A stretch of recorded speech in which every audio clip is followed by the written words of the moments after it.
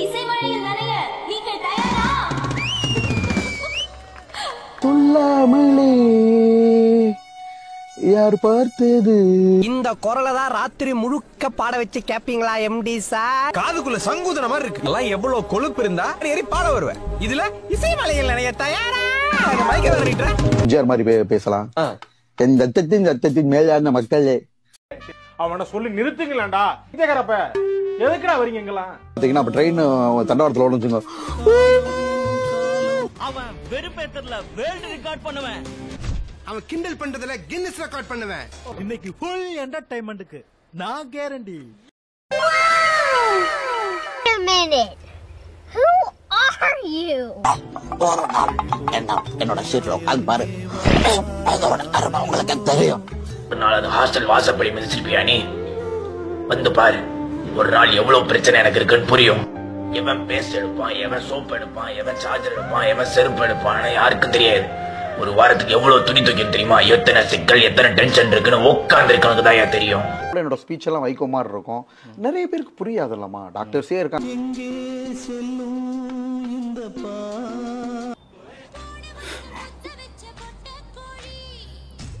இப்போ வந்து தலைவர் வந்து கறி வெட்டிக்கிட்டு இருக்காப்புல பாருங்க, நல்லா வெட்டுறாப்புல கறி.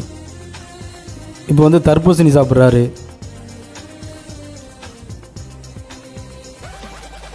இப்போ வந்து கழுத்து வலி, பாவம், ஐயோ பாவம்.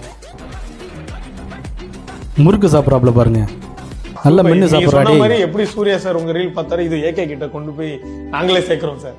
கண்டிப்பா அவரை பார்க்க வைக்கிறோம். இப்பதான் பொதுமக்கள் எல்லாம் பயங்கரமா பார்த்துட்டு இருக்காங்க. ஸோ இன்னும் நாள் ஆக ஆக அது ஆக்டர்ஸ்க்கே ஒரு டஃப்பை கொடுக்கும். என்னடா இது அப்படின்ற மாதிரி. கண்டிப்பா இப்பயே நிறைய ஆக்டர்ஸ் அடுத்து வந்து இவரோட வீடியோ வந்து நம்ம இன்ஸ்டா திறந்தாலே இவரோட வீடியோ தான் இவ்வளவு நாளா அந்த மாதிரி. இவர் எப்படின்னா இவரை வந்து இவரே வந்து பெரிய ஆளு அப்படின்னு நினச்சிக்கிடுவார். இவர் போடுற வீடியோ ஃபுல்லாக அவ்வளோ மொக்கையாக இருக்கும். இவர் வந்து ஆக்டிங் கிங்கு, நான் சிவாஜி, கமல் அப்படின்னு சொல்லிட்டு ஓவராக பீத்திக்கிடுவார்.